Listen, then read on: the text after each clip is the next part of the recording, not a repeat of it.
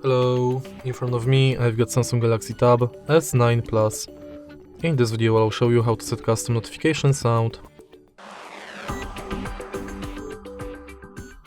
In the beginning, swipe down notification bar and go to settings. Enter sounds and vibration, notification sound, and select new notification sound from the list of the system sounds. And that's basically it. If you find this video helpful, please leave like, comment and subscribe.